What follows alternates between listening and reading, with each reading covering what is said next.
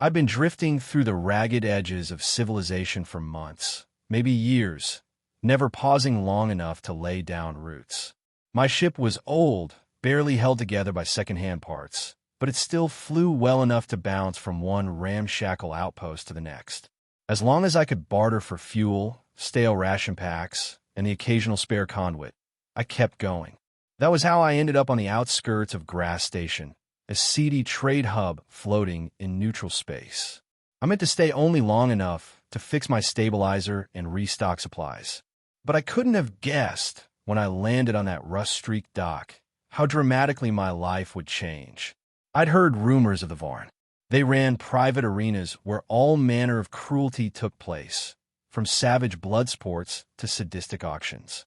Many outlaws in this sector owed them favors or sold them contraband. But I never intended to cross their path. I was just looking for a quick job to earn some credit. My plan seemed simple. A local contact had offered me a modest payment for helping fix a faulty reactor coil in one of the old storage bays. The gig would buy me enough time to get my stabilizer replaced. Then I'd leave, as always, and never come back. Except the moment I stepped into that dimly lit hangar, I sensed something was off. The corridors smelled of stale air and disinfectant covering something far worse, like old sweat and rusted iron. Overhead, flickering lights revealed narrow walkways and chain-link partitions. My guide, a skinny man who claimed to work for some private party, was jumpy and wouldn't meet my eyes.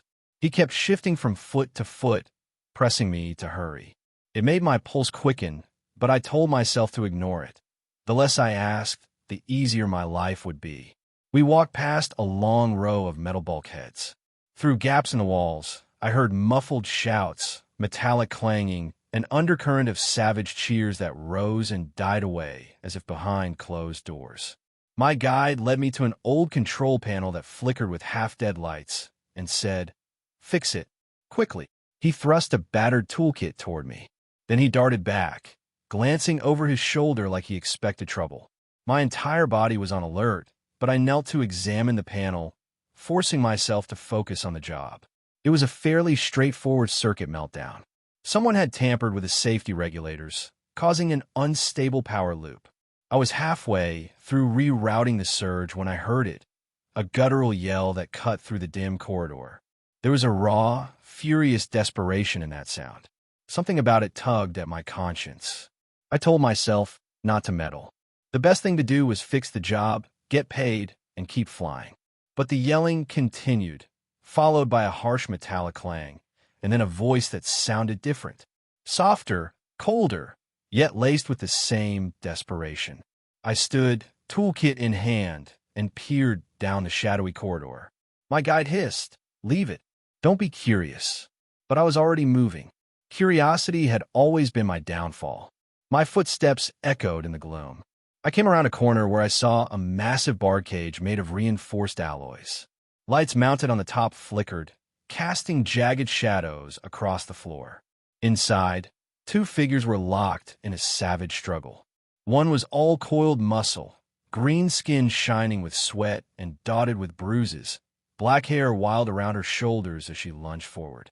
The other figure moved with lithe precision, her skin a deep violet hue, white hair in a loose braid that whipped behind her as she twisted away. She was injured too, blood on her forearm, breathing ragged, but something about her stance was poised, as if she refused to yield.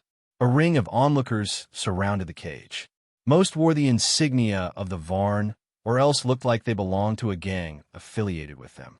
They jeered at the two women, calling for more violence, more blood. Every time the green-skinned fighter hammered a blow, half the crowd cheered. Whenever the violet one countered, the other half roared. It was sick, and I could see this was no normal match. The cage's embedded devices crackled with energy, ready to shock the captives into compliance if they tried to escape. This was a spectacle, a forced blood sport. Two warriors pitted against each other for the crowd's amusement. I swallowed hard. I should have walked away. I was no hero. I'd long since left behind the illusions of glory and rescue missions. But something in me refused to back down. Maybe it was the memory of losing my old squad in a half-forgotten war. Maybe it was the guilt of ignoring so many wrongs before. I edged closer. The violet-skinned woman locked eyes with me for a split second. Silver, chilling eyes, filled with a silent plea or maybe a warning. The green woman swung a punch, connecting with a brutal crack against the bars, and I realized neither truly wanted to kill the other. They both looked exhausted, battered, more like prisoners than opponents. My guide tugged at my sleeve, hissing that we had to go. Instead, I snapped, "What the hell is this?" A grunt from behind me answered, "Varn business. Move along." A heavy-set guard, armed with a shock baton, stepped forward. "You don't belong here." The crowd turned my way, annoyed by the interruption. I felt my adrenaline spike, heart pounding. I had no plan, just a fierce, sudden determination. "How much for them?" I heard myself say, voice shaking. The guard sneered, "They're not for sale. They're property of the pit masters." Behind him, a bored-looking overseer flicked his gaze across me. "Who are you supposed to be?" Before I could answer, the violet woman staggered and fell to one knee, blood dripping from a fresh cut over her brow. The green woman started forward, fists clenched. The cage bars crackled, an arc of electricity dancing across the metal. She snarled, forced to step back unless she wanted to be shocked. My gut twisted. The man who'd hired me to fix the panel came rushing over, telling me to shut up and fix the meltdown. But I met his gaze and said, "Pay me or not, I'm done with your job." Then I whirled and strode toward the cage. The guard moved to block me. My instincts kicked in. I ducked under the swing of his baton, jammed my toolkit into his gut, and elbowed him in the temple. He collapsed in a heap. The crowd gasped. Suddenly, the entire place was in uproar. Someone fired a stun pulse. I dropped to the ground, barely missing the sizzling arc. A second guard charged me. I scrambled back, fist clumsy, but I managed to clip his jaw. It wasn't graceful. Then the control panel for the cage beeped. I glimpsed a flicker of data. It was rigged with an emergency fail-safe. If I could bypass it, the door would open. But I had only seconds before security reinforcements arrived. I tore open the panel's side plating, fumbling for the right wires. My hand shook. One wire cut, a second reconnected, a bridging circuit engaged. Sparks flew. Then, with a hiss, the cage door slid open. The overhead lights strobed, and the shock devices along the bars powered down. Inside the cage, the two women froze. The green one's chest heaved, her golden eyes flicking from me to the alarm lights overhead. The violet one pushed her feet, breathing ragged. Both realized this was their chance, and neither hesitated. They bolted out of the cage.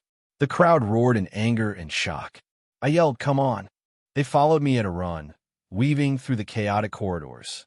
People lunged at us, but the green woman, she was so fast, took the lead, hurling one guard against a wall. The violet one moved fluidly behind her, grabbing a loose baton and jabbing it into the side of another attacker. I stumbled along, half lost, searching for the path back to my ship.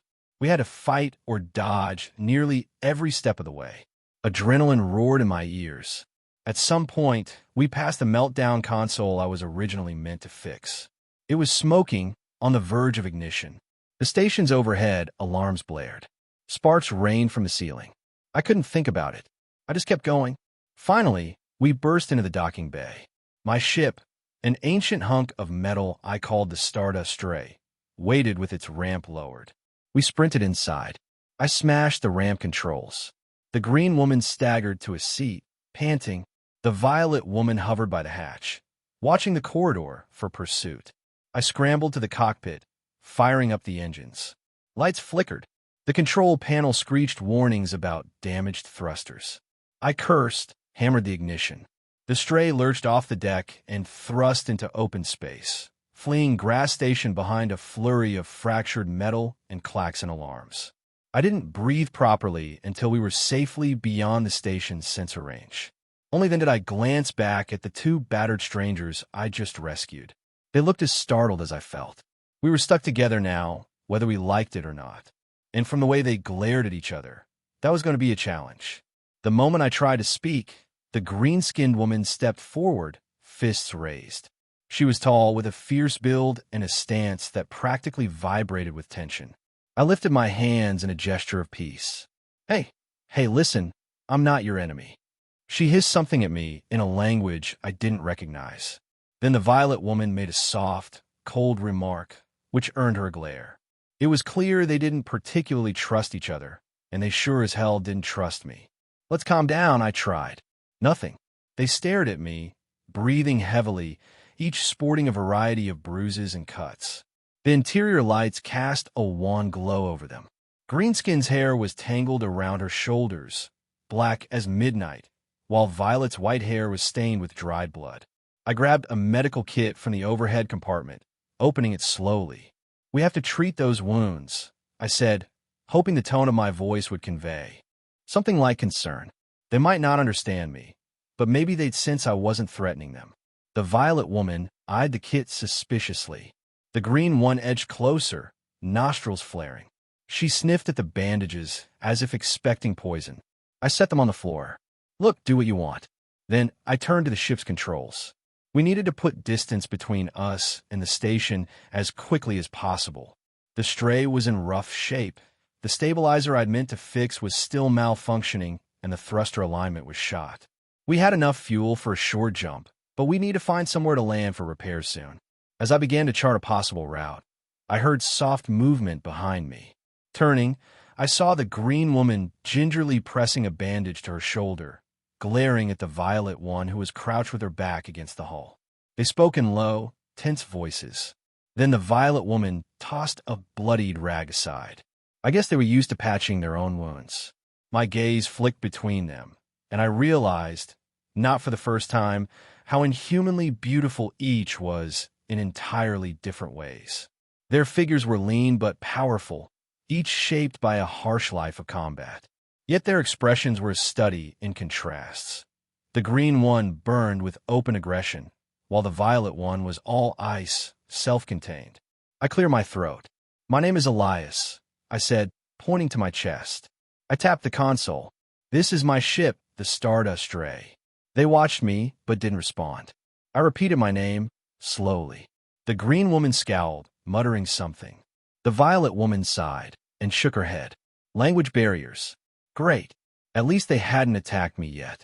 Ducking to avoid some exposed wiring, I made my way down the narrow corridor that served as the cargo bay and living quarters. The ship was cramped. We'd all have to share the tiny galley and the single washroom. I checked the water supply. It was low. We had ration bars enough for a few days. I glanced over my shoulder, seeing them follow at a distance. Their eyes roamed the ship, taking in the patchwork repairs, the mismatched plating. My cheeks warmed with self-consciousness, but this was all I had. As I passed the main engine compartment, the stabilizer started whining loudly, and the entire ship shuddered. I cursed, popping the panel to see if I could recalibrate it. The green woman, curiosity piqued, came closer. She said something terse in her language, pointing at the circuit. I realized she might know a thing or two about machinery. Gesturing, I invited her to see. Sure enough, she crouched beside me, brow furrowed. The violet woman kept watch by the corridor, but I felt her gaze on us. Greenskin. It occurred to me I should find a name for her, if only in my head, tinkered with the wiring. She was rough, but she had skill. Meanwhile, the violet woman studied the readouts on a wall display, tapping a sequence that looked suspiciously like she understood the numbers. Maybe these two were more than just gladiators forced to fight. They had knowledge, experience, and a certain confidence. The uneasy knot in my gut loosened a fraction. If we managed to communicate, perhaps they could help me fix the ship. The next few hours were tense. We put distance between us and Grass Station, drifting through an old smuggler's lane that wasn't heavily patrolled. Greenskin and Violet settled in different corners of the ship whenever they weren't glaring at each other. They rummaged through my meager supplies, sniffing the ration bars, taking water from the dispenser. Neither seemed impressed. I couldn't blame them. At one point, the pair exchanged heated words, each speaking in their own tongue. From the tone, I guess they'd been enemies in that cage, or maybe forced to fight each other too many times. I wondered if they came from warring civilizations. Eventually, I risked addressing them again, pointing to myself. Elias. Then I pointed to the green woman, raising my eyebrows in question. She scowled but said something like Zara. It could have been part of a longer phrase, but I latched onto it. Zara, I repeated, and she shrugged. Turning, I pointed to the violet woman. She hesitated, then murmured, Arya. Her voice was softer, laced with a faint accent. I smiled tentatively. Arya. Zara. I made a circle with my hand to encompass all three of us, then said Elias. Neither corrected me. It was a start. We were low on everything: food, fuel, patience. The ship was not built to carry 3 people for long. That night, if you could call it night in space, I dozed fitfully in the cockpit. Zara wandered in at some point, rummaging in a storage compartment. Arya hovered behind her, arms folded. Whenever they caught each other's eye, sparks seemed to fly. Finally, I snapped, if you two kill each other, we'll never reach safety. They looked at me, nonplussed, obviously not understanding the words, but sensing my exasperation. I shook my head and muttered, forget it, leaning back to stare at the console. But something about my scolding seemed to quell their argument. Zara stomped off, and Arya remained in the cockpit, gazing at the starfield beyond. The next day, a proximity alarm buzzed. My heart lurched. Had Varn's ships tracked us already? My sensors showed a freighter in the distance, but it was too far to be an immediate threat. Even so, the spike of fear reminded me we needed a place to hide, or at least a repair. Scanning the star chart, I found a hardscrabble outpost called Kesser's Drift, known for black market deals. We had just enough fuel to get there. Reluctantly, I changed course. Kesser's Drift was a dingy, orbiting platform locked in place around a small, lifeless moon. It smelled of old grease and broken promises. I'd been there once before, years back, to offload salvage. We docked in a dim bay. Zara eyed the place with open suspicion, while Arya's expression remained unreadable. My plan was simple: buy or barter for thruster parts, plus some additional supplies. Then get out. But in these outposts, the Varn likely had informants. We'd have to be quick and careful. I powered down the engines. Stay here, I told Arya and Zara, though I doubted they grasped my exact words. Safe, I insisted, pointing to the floor, then pointing out the window. Danger. Zara rolled her eyes, crossing her arms. Arya inclined her head, though I sensed her skepticism. I had no choice. Carrying a small stash of trade goods, I stepped off the ramp. The interior of Kesser's Drift was labyrinthine. Narrow corridors, flickering neon signs, clusters of stalls selling contraband. I found a greasy mechanic named Rodix who agreed to swap me a used thruster coil for a handful of salvage components. While we haggled, I overheard a group of raucous voices down the corridor. My skin prickled. A few steps closer, I recognized the insignia: Varn mercenaries. They were scanning the passers-by, muttering about 2 escaped fighters, brandishing images on a hollow tablet. I glimpsed the pictures: a tall green woman with black hair, a violet woman with white braids. My pulse leapt to my throat. This was happening too soon. Grabbing the coil, I hurried back toward my docking bay. But the mercenaries spotted me. One stepped forward, leveling a disruptor pistol at my chest. You, he snarled. Have you seen these fugitives? My mean spoon. No clue. I lied, stepping sideways, inching out of range. I'm just here for parts. He didn't look convinced. Then, from behind me, another voice sounded. Stop him. The merc closed in. I pivoted, slamming the coil case into his forearm. The gun discharged a sizzling bolt that seared the wall. In the chaos, I bolted. Behind me, the station's population scattered. Gunfire echoed. I sprinted around a corner, hopped over a crate, and slid down a side passage that reeked of rotting food. 2 more mercenaries loomed ahead. I ducked behind a scaffolding. A stun bolt ripped a chunk out of the metal next to my head.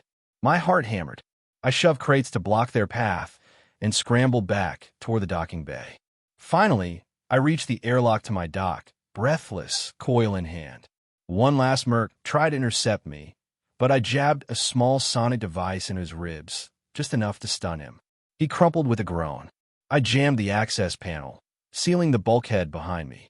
When I burst onto the stray, Zara was halfway down the ramp, fist-balled, ready to storm out. Arya stood behind her, a silent shadow. Both froze when they saw me race in. We gotta go. I rasped, hurrying to the cockpit. They followed without question. Zara punched the ramp control, sealing it shut. Arya slid into the co-pilot's seat, scanning the readouts. To my surprise, she seemed to follow the basic orientation of the console. I was too frantic to question it. I fired up the engines. They whined in protest, the new coil barely installed. The docking clamps tried to hold us, but we overloaded them. The Stray lurched away from the platform, evading stray gunfire from the bay. Another close call. Another exodus from a place that should have been a brief stop. I cursed under my breath. We were in deeper trouble now. The Varn mercenaries had our descriptions, and they knew I was harboring Arya and Zara. One of them hollered something in frustration as we sped away. Then the station's comm channels lit with warnings and threats. My entire body shook from the adrenaline come-down. Zara grabbed my shoulder, her face tense. She pointed to the stars, then to her chest, then to me. I guess she was asking if we were safe. Safe for now, I muttered. She exhaled, dropping into a seat. Arya quietly flicked off the external sensors. The ship's interior fell silent, except for the hum of systems. I closed my eyes. How did I end up here? I wondered aloud. Over the following days, the tension inside the Stray grew intense. We had nowhere stable to go, not enough resources, and the smell of burnt wiring pervaded the cabins. My attempts to talk to Arya and Zara resulted in exasperated gestures, half comprehension, and plenty of miscommunication. But I could see the subtle changes. Neither seemed quite so hostile toward me. When I offered them water or tried to adjust the temperature controls, they seemed grateful in their own quiet ways. But the friction between the two of them was still electric. Every time one approached me, the other watched closely, as if expecting an attack. They never physically fought outside of that initial cage, but they bickered in their own languages or with loaded glares. It was clear they were both proud warriors, raised in harsh environments. Arya's manner had a regal composure, even when she was rummaging around my rusty compartments for bandages. Zara, on the other hand, was loud, direct, unafraid to storm into the cockpit to check the star map or examine the fuel gauge. More than once, she jabbed a finger at the controls and barked, "No," if she disagreed with the course I was plotting. Arya would roll her eyes and quietly input an alternative approach that might be more efficient. I was stuck as the mediator, not that I had the language to do so properly. Despite it all, each day we survived together forged a strange bond. They began to trust me with small tasks. If I handed Zara a tool, she'd accept it without flinching, whereas before, she might have snatched it warily. Arya sometimes brought me a ration bar when I was busy resoldering a cracked circuit board. We still had miles to go before we could call this a team, but there was progress. It was the night the coolant system failed that we finally reached a turning point. The alarm shrieked, waking us all from restless sleep. Scalding heat spread through the ship's corridors as the coolant lines burst. Steam hissed out of cracks, threatening to fry the entire engine. I sprinted to the engine room. Zara was already there, prying open panels. Arya arrived moments later, hair loose around her shoulders, eyes wide with alarm. I yanked out a half-melted coupling and yelled, "We need to vent the pressure," though I doubted they understood. Zara, however, pointed at a secondary release valve. And I forced it open. Arya typed frantic commands into the console. The ship groaned, as though it might tear itself apart. At one point, the lines burst again, scorching water vapor across Zara's arm. She cried out, stumbling. I lunged to support her, copping a face full of hot steam that made me hiss in pain. Arya slid in behind us and hammered the last fail-safe override. The hiss turned into a deafening roar, then silence as the system finally stabilized. In the aftermath, we collapsed against each other, hearts pounding. Zara's arm was blistered. My skin felt raw.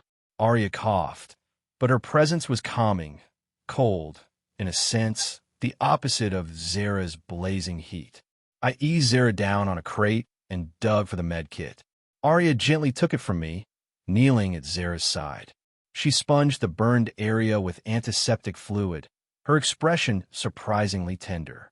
Zara winced, but let her do it. Their eyes met. Slowly, they seemed to realize they were no longer forced to fight, but working together to keep each other alive. I stepped back, my chest tightening at the unexpected moment of closeness between them. They'd just proven they could act as a single unit in a crisis. Maybe, just maybe, they could trust each other off the battlefield, too. After that, the atmosphere shifted. Arya would still remain quiet, but she no longer treated Zera as a mortal enemy. Zera softened her tone when addressing Arya, occasionally grunting a half-acknowledgement if Arya offered a suggestion. I started seeing faint smiles from Zera, and Arya's eyes lost a fraction of their frosty sheen. When I woke up from short naps in the cockpit, I sometimes found them in the corridor exchanging terse words that no longer sounded like threats. I wanted to ask them 1,000 questions, where they were from, how they ended up in that cage, what they planned to do now, but I could only glean bits through gestures and the occasional partial word in broken trade tongue. That's how I learned that Zera's homeworld was a desert planet with twin suns. She mimed scorching heat, then pointed to her green skin, as if to say that was where her hue and resilience came from. Arya's environment, from what I gathered, was the opposite, a place of ice and quiet storms. She pantomimed frigid winds and endless nights. They must have been captured by the Varn for their skill in combat, forced to battle each other to amuse twisted audiences. I tried to convey how sorry I was about what they'd endured, though I wasn't sure they understood. One morning, in the midst of routine calibrations, I heard Zera rummaging around the galley. When I arrived, I saw she was trying to prepare some sort of spicy stew using the few meager spices I had. Arya was perched on a ledge, watching, arms folded. The smell was borderline overpowering, all red pepper and some alien herb. I coughed at the first taste, my face burning. Zera looked pleased. Then Arya said something snarky, nose wrinkled. Zera fired back a mocking retort. They glared at each other, but I sensed it was more playful. I forced down another spoonful, tears in my eyes, and managed a thumbs up. Zera laughed. Arya faintly smirked. It felt like a bizarre family moment in a battered starship. Still, the tension simmered. I often caught them watching me. At first, I assumed it was because I was the only link they had of freedom. But there was another undercurrent, something intangible and charged. When I stood close to Zera, I could feel her body heat radiate. When I handed Arya a tool, her fingers brushed mine, and a faint chill seemed to linger. Each interaction felt loaded, as though they were each trying to figure out who I really was. If I was honest, I was also trying to figure out who I'd become. We were coasting through a patch of neutral territory when it happened. A small but heavily armed Varn cruiser emerged from behind a moon, heading straight for us. My sensors beeped in alarm. My stomach twisted. We couldn't outrun them easily. Our fuel was borderline, and the thrusters were far from peak efficiency. I shouted for Arya and Zera. They rushed to the cockpit. The cruiser hailed us, an audio broadcast demanding we surrender stolen property, namely the 2 fugitive gladiators. I tensed. Zera's eyes flared with anger. Arya's jaw tightened. I had no intention of handing them over, but the odds of survival looked grim. We tried to slip away among some debris from an old mining operation, but the Varn cruiser gave chase. A tense dogfight broke out. Our shields sputtered under their first barrage. Sparks flew in the cockpit. Zera, ignoring personal safety, dashed to the gun turret. Arya knelt by the console, scanning for weaknesses in the enemy's approach. She pointed at a pattern on the readouts, tapping the controls to highlight a gap in the cruiser's coverage. I took a chance, adjusting our flight path. Zera squeezed off a volley of plasma. It didn't destroy them, but it slowed their pursuit. The stray rattled, nearly spinning out. I clenched my teeth, adrenaline rushing through every vein. Their second volley struck our aft plating, jolting us violently. Warnings blared, hull integrity compromised. But Arya barked something from the co-pilot station, gesturing for me to angle starboard. I complied. Zera hammered the turret's trigger. Her shot slammed into the Varn cruiser's ventral side. A bloom of flame erupted. I whooped in relief. They veered off, trailing sparks, forced to pull back. With the small window of escape, I boosted the engines and soared deeper into the debris field. The Varn cruiser, damage dropped off our scanners. For now, we'd survived. The cockpit lights flickered, revealing sweat on my forehead, panting breath.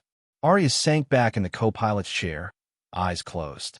Zara emerged from the turret, arms trembling, adrenaline thrumming through her. We locked gazes. A slow, mutual grin spread across our faces. We'd done it as a team. The realization made my heart pound in a different way than the battle had. Without thinking, I pulled them both into a fierce hug, babbling thanks. Zara stiffened, but only for a heartbeat. Then she let herself lean into me. Arya stood awkwardly at my side, her hand resting lightly on my back. I felt her breath hitch, as if she wasn't used to such contact. Neither was I, but it felt right. We parted, embarrassed. Zara muttered something, face flushed, though I couldn't tell if it was from the fight or from that unguarded moment. Arya stared at the floor, cheeks tinted an unusual hue. Then we all laughed softly, the tension draining. For a brief second, it felt like we were more than just three fugitives thrown together by circumstance. The damage from that skirmish was extensive. Our hull had cracks that threatened to leak oxygen if we put too much stress on it. We needed safe harbor. Scanning local star maps, I found references to a remote settlement called Hearth Point. Rumors said it was an independent colony welcoming refugees, far enough off major trade routes that the Varn typically ignored it. If we could reach it, maybe we could finally rest. I pointed at the star chart, showing it to Arya and Zara. Hearth Point, I said. They studied the readouts, then glanced at me, uncertain. I tried to convey the idea of sanctuary. Zara nodded slowly, as if to say, "Fine, let's do it." Arya placed a hand on my shoulder in silent agreement. We limped toward Hearth Point, crossing empty stretches of space. During that journey, something changed between the three of us. Maybe it was relief at having survived so many close calls. Maybe it was the shared sense of forging a path to safety. But our interactions turned more intimate. At mealtimes, Zara sat closer, her "Kne occasionali brushing mine." Arya started helping me with the daily system checks, her slender fingers occasionally lingering against my hand on the console. My chest felt tight whenever I saw them exchange complicated glances. It was as if the hostility that once defined their relationship had inverted. They still had friction, sure, but it was different, like they were vying for something else now. One evening, the artificial lights dimmed to night cycle. I was in the cockpit, recalibrating a sensor node. Zara came in, barefoot. She motioned for me to stand up and follow her. Intrigued, I obeyed. She guided me to the cargo hold, which was empty except for a few crates. She pressed a button, and a faint, scratchy tune emerged from the overhead speakers. Some old desert melody, I guessed. She began to move in a slow, swaying dance, arms weaving in graceful arcs. I stared, mesmerized by how fluid and strong she looked. Then she beckoned me closer. My heart hammered. This was her way of communicating, perhaps telling me something words couldn't. I stepped nearer, fumbling to match her rhythm. She let out a low chuckle, adjusting my arms.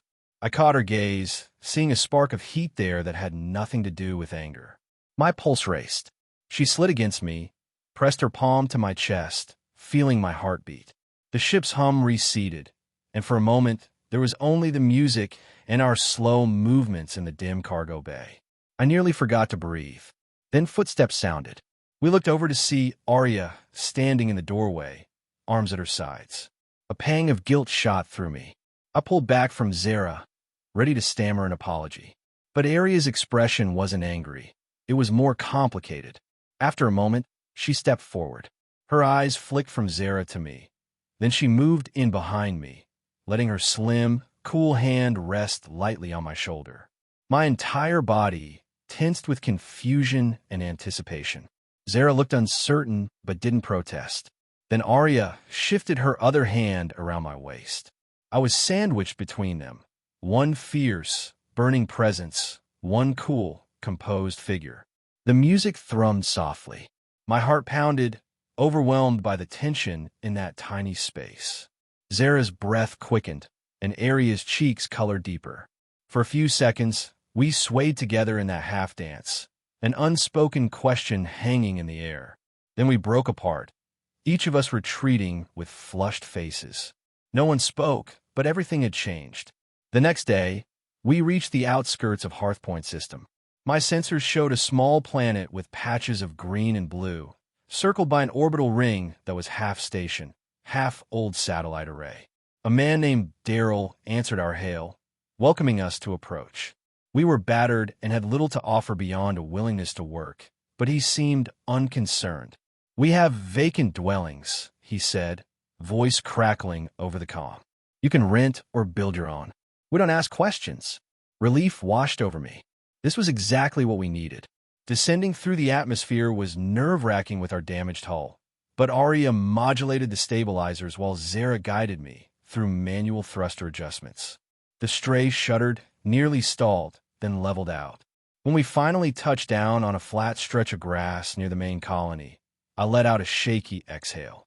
The ship's engines powered down with a tired whine, like a beast grateful for rest.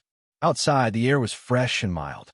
Zara inhaled deeply, blinking in the unfamiliar sunlight. Arya stepped onto the grass, touching it as if uncertain it was real. My chest tightened at the sight of them experiencing that small taste of freedom. Daryl, a middle-aged colonist with kind eyes, approached. He gave us a curious once-over, but merely said, "Welcome. We'll find you a place." I nodded in thanks, ignoring the suspicious stares of a few onlookers. My clothes were torn, my face smeared with engine grease. Arya and Zara both looking worn from battle. But for the first time in a long while, we were free of immediate threats. The settlement had no grand architecture, just simple clay and wood structures interspersed with solar arrays. Daryl offered us a modest circular hut with enough space for 3 bedrolls. We accepted, though none of us had any currency left. He waved it off. "Pay us back once you get on your feet," he said. "Plenty of fields need tending, where you can help repair equipment." Zara glanced at me, eyebrows raised, as if to say, "Is it really that easy?" Arya stood quietly, but her eyes shone with a faint light of hope. I had no idea if we could build a permanent life here, but it was worth trying. We spent the first week patching the Stray. I worked on sealing hull cracks, while Zara scrounged local scrap for additional plating. Arya explored the settlement's small data library, learning a few words of standard, which she then taught Zara in her methodical, patient way. Each evening, we returned to the hut, exhausted but oddly satisfied. The colony's residents were friendly enough, though they didn't pry. It turned out there were many exiles and former combatants here. Everyone had a story, and no one was eager to judge others. It was a relief. The nights, though, brought that same tension. We had only a single space big enough for sleeping, so I laid out some bedding on one side, while Zara and Arya took the other. But more than once, I woke to find them both near me, as if drawn closer by the chill or the subconscious urge for safety. Each time, my heart pounded at the nearness of them. Zara's warmth pressed against my back, Arya's slender arm draped lightly across my chest.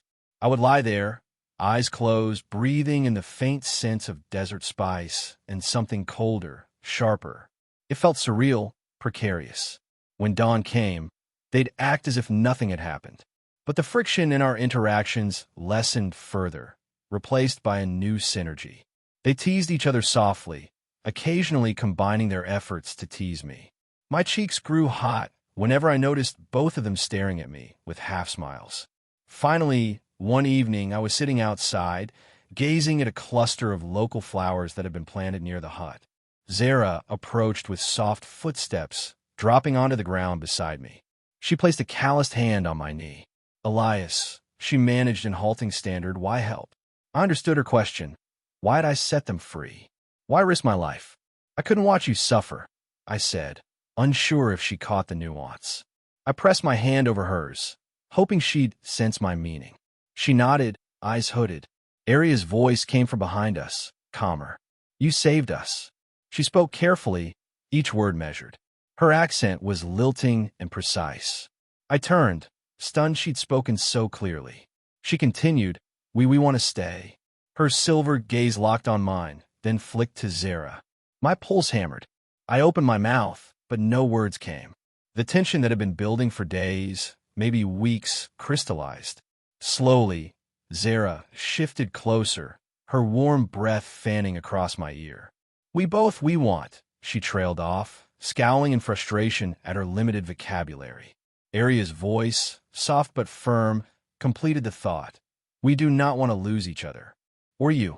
I swallowed hard. They were each leaning in, so close that my mind spun. My next breath was shaky, fear and excitement warring inside me. I don't want to lose either of you, either. I managed hard in my throat. In that hush, we all moved, or maybe none of us moved, but somehow drifted together. Our foreheads touched, a knot of three. Zara's fingers curled around my shoulder, Arya's hand sliding along my jaw. The night air was cool, but my blood raced. I closed my eyes. This was different from any bond I'd known. We had fought together, fled together, nearly died together. We were from three wildly different worlds. And yet here we were, on the cusp of forging something unbreakable. Zara bent closer, capturing my lips in a tentative, heated kiss. I gasped. She tasted of spice, vibrant and alive. A fraction of a second later, Arya's hand guided my face toward her, and I felt her cooler lips against mine, gentle and curious. My heart felt like it might explode. When we pulled back, the three of us sat there, trembling slightly. The look Zara and Arya shared was equally charged, not hatred but acceptance. We didn't speak. We just let the soft drone of insects and the rustle of wind around the hut cradle us in that moment. That night, we didn't rush anything more. We simply returned inside, pushing the bedrolls together. They curled up on either side of me, and I held them both, head spinning with the realization that we might actually have a future together. Outside, the moon rose, casting pale light across our resting forms. For the first time in so long, I felt safe. In the weeks that followed, we established a new routine. I found work repairing the settlement's pumps and water purifiers. Zara helped in the fields, wrangling irrigation pipes that required brute strength. Arya discovered she had a knack for organizing data and taught a few colonists how to utilize old star maps to avoid hazards. Our triad arrangement raised some eyebrows, but no one harassed us. This was a place of second chances. People recognized we had our own scars, our own story. It wasn't always perfect. Zara's temper still flared if she felt overshadowed, and Arya sometimes fell into a distant silence that worried us. But when difficulties arose, we faced them as a trio. Some nights, the ghost of the Varn threatened to haunt our peace. We'd remember the cage, the forced fights, the near brushes with death. On those nights, I would gently pull them close, or they would hold me, reminding each other that we were free now. We even returned to the stray occasionally to ensure it stayed in good condition. We didn't know if the day might come when we'd need to flee again. But with each passing sunrise, we grew more anchored in Hearthpoint's soil. I cleared a patch of ground beside our hut and planted seeds donated by a kindly neighbor. Zara teased me that my thumbs were too clumsy, but when sprouts emerged, she proudly called them our first new life. Arya learned more standard, enough to hold rudimentary conversations with neighbors. She once told me, in that gentle accent, "I do not regret you saving me." I grinned so hard my cheeks hurt.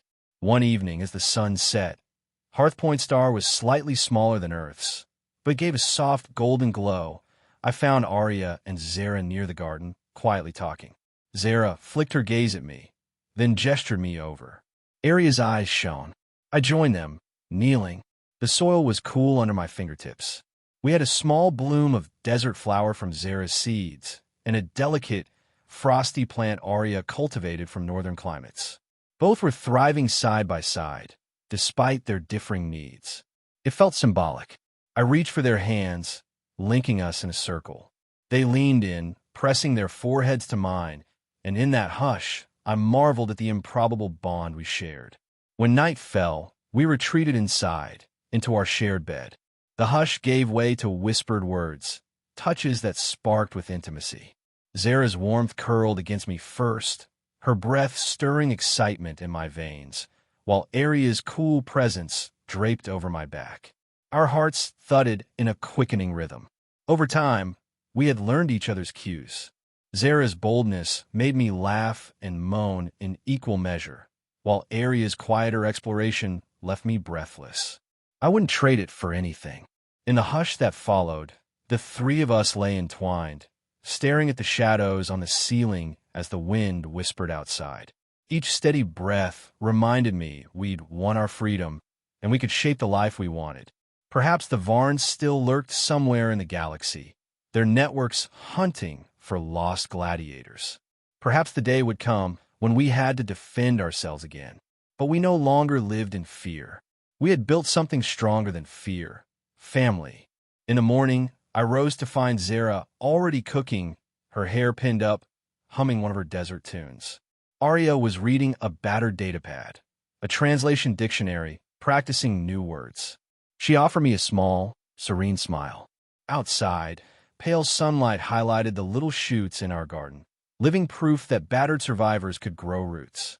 I stepped forward, placed a hand on each of their shoulders, and told them quietly, "I never thought I belong anywhere again. But I do with you." Zara set down her spoon, leaning in to rest her forehead against mine. Aria stood, slipping beside us, arms light around my waist. I closed my eyes, letting that sense of unity flow through me. We had come so far from the moment I first saw them in that cage, forced to fight each other for someone else's greed. Now they were free, and in loving them, I had set something inside myself free as well. Locked in a cage, they had fought to survive. I set them loose, and now they fought for us, for the right to shape our destiny together. I never knew a second chance could feel so luminous. When the next dawn came, we emerged from the hut to tend the garden and greet the new day. The breeze carried scents of fertile ground and budding life. Aria folded her arms around me from behind, chin resting on my shoulder, while Zara knelt among the plants, gently packing soil around the fragile stems. I inhaled the morning air, thinking of that old station where I'd first heard them crying out in pain. If someone told me then that we'd find a place this tranquil, I would have laughed in disbelief. But we had carved out this haven, in each other's hearts, if not in the galaxy at large. We lingered there, quietly content, until it was time for the day's work. As we pulled back, Zara caught Aria's eye and gave her a wry grin. Aria responded with a small, graceful nod, some private acknowledgement of the bond they shared. I watched them, warmth flooding through me. "I love you both," I murmured, voice unsteady. Aria touched my cheek, her tone gentle. "Elias, we love you." Zara's eyes flickered with soft amusement. "Yes," she said firmly. It might have been her entire standard vocabulary for that moment, but it conveyed everything. We parted ways to tackle our tasks. Zara marched off to help mend fences in the neighboring field. Aria accompanied me to the settlement's generator, where I'd promised Daryl I'd tweak the power regulators. She listened intently as I described each part in halting language. Occasionally, she corrected my descriptions with a handful of standard words she'd memorized from a manual. We laughed, teased each other, overcame small frustrations. Side by side, we replaced broken fuses and realigned voltage streams. Each hum of the machinery reminded me of the day we fought to keep our own ship from exploding. But now, the atmosphere was free from terror. When we were done, we strolled back under the crisp sky, hand in hand. At midday, Zara found us by the communal well, hair damp from scrubbing away sweat. She glistened in the sun, exuding that same fierce grace I'd seen on the day of her escape. Aria watched her approach with an expression that was no longer hostile, more like fond exasperation. Zara rubbed the back of her neck, glancing between us, as though uncertain how to start a conversation. Finally, she just pulled us both in for a quick, wordless hug that made my heart skip. We parted with quiet smiles, and I thought to myself that we'd already won 1,000 victories by simply learning how to be gentle with one another. That evening, the three of us convened outside the hut. Daryl stopped by to mention a small gathering in the main clearing that night. There would be music, a chance to celebrate a new planting season. We hesitated, unsure if we were ready to mingle. But maybe it was time we embraced life fully. Zara, intrigued by the promise of dancing, insisted we go. Arya seemed more reserved, but she nodded. I agreed as well, though I was nervous about how people would react to our unusual arrangement. The gathering was modest. A few flickering lanterns, some local string instruments playing a lively tune. Colony folk stood or sat on wooden crates, sipping home-brewed drinks, chatting easily. We hung back at first, uncertain. Then a friendly farmer beckoned us over, offering cups of spiced tea. Zara downed hers in one gulp, wincing at the mildness compared to her usual fiery tastes, which made Arya smile faintly. She took a small sip, her expression unreadable but not unpleasant. I took a hesitant swig, letting the warmth spread through me. When the music swelled, a few couples spun around in simple dances. Zara's eyes lit up. She reached for Arya's hand first, surprising me.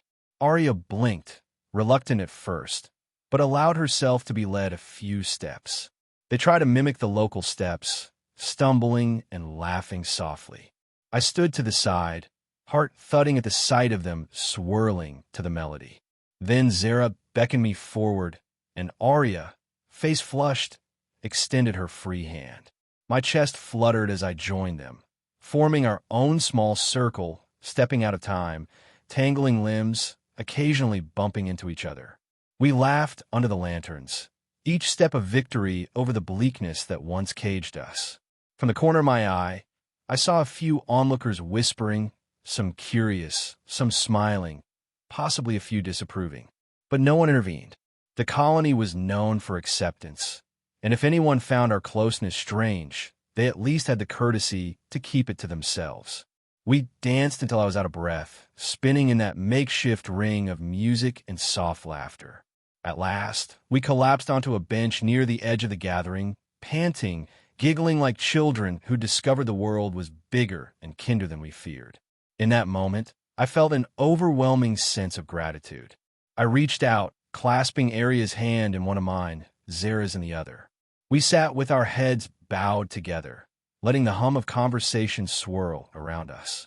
I remember the day I first saw them, locked in that cage, forced to fight. I thought I was just a passing observer, no hero. But the part of me that couldn't stand injustice had taken a risk. Now here we were, forging a life where we were free to laugh, to hold each other, to discover new beginnings. Eventually, the music wound down and the crowd dispersed under the starry sky. The three of us walked back to our hut, arms loosely around each other's waists. In the moonlit interior, they kissed me in turn, unhurried, exploring the contours of my lips, my neck, my collarbone. I leaned into them, marveling at how tenderness could coexist with the raw power they each held within. Arya's cooler touch sent shivers down my spine, while Zara's heat stirred my blood. We ended up tangled together on our makeshift bed, breathing each other in, forging a bond that was equal parts gentle and fierce. There were no constraints now, no bars, no crowds demanding violence. Just the hush of night, the steady beat of three hearts in unison. When dawn broke, we roused slowly. Arya opened the hut's door, letting in a breeze that smelled of grass and dew. Zara grumbled about wanting 5 more minutes of rest. I chuckled, sitting up with stiff muscles. The memory of the night's closeness made me blush, but neither woman retreated. We dressed, prepared for the day, exchanging warm touches and hushed good mornings in our overlapping languages. Outside, the settlement stirred with quiet industry, people heading to fields or workshops. As we stepped out, I felt the sunlight on my face and exhaled, letting the tension of the past melt away. Zara tossed her black hair, tossing me a grin, and Arya slipped her hand into mine. I squeezed back gently. This was our life now, and it was a good one. We had no illusions that everything would be perfect, but we'd found a place that accepted us, a place we could grow. I smiled, remembering that fateful day I stumbled on their cage, thinking I'd be in and out of that station in no time. Instead, I'd left with two fierce, extraordinary women who had become my partners, my mates, and my home. We started down the path toward the fields, where we'd spend another day working side by side, building a future free from the ghosts of the Varn. Ahead, the horizon stretched wide and welcoming, the sky alive with colors that seemed all the more vibrant because we had once seen only darkness. Aria's quiet warmth and Zara's blazing spirit kept me grounded in the present, reminding me that hope could flourish in the most unlikely of places. I felt their presence at my sides, and a deep certainty bloomed in my chest. We were no longer locked in cages.